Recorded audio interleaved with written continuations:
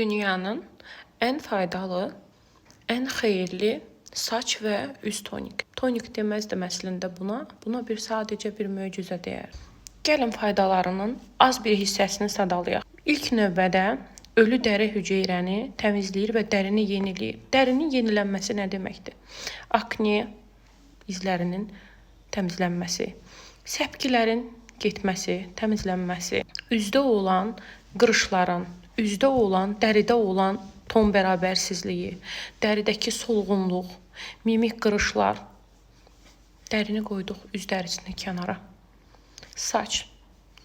Saça nəyinə xeyir deyil? Kəpəklənmə, saçda tökülmə. Hazırlanması isə çox sadədir. Evimdə bu məhsul yoxdur deyə bilməyəcəksiniz. Sadəcə düyüdən hazırlanır. Əsas məsələ bunun ən incə nöqtəsidir. Hazırlanma qaydası. 3 formada hazırlaya bilərik. Deməli, 3 hazırlanma qaydası var dedik. Onlardan ilki islatma yolu ilə əldə olunandır. Yarım fincan düyünü yuyub, üzərinə 2-3 fincan su əlavə edib 1 saat gözləyirik.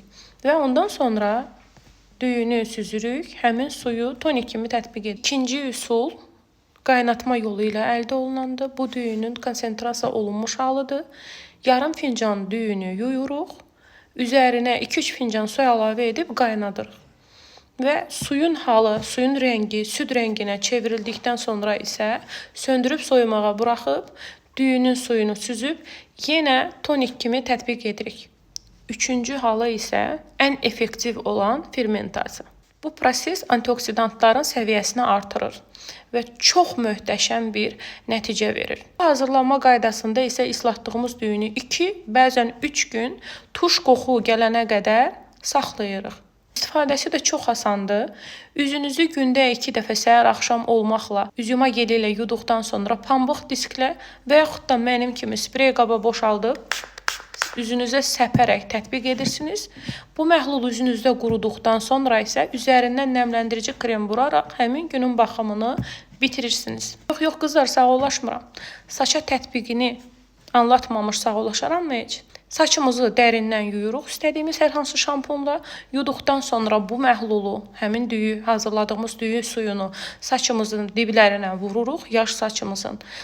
5 dəqiqə, 4 dəqiqə ovuruq, masaj edirik diblərini və 15 dəqiqə gözlədirik. 15 dəqiqədən sonra isə sadəcə su ilə yuyuruq. Bu arada əgər düyü suyundan hər hansı bir qoxu gəlsə və bu sizi narahat etsə, lavanda və ya portağal yağı əlavə edib saçımıza tətbiq edə bilərik. Bu qədər qızlar, tətbiq edin. Faydasını gördükdən sonra mütləq rəylərdə fikrinizi söyləyin. Hələlik, həmişə gözəllikdə.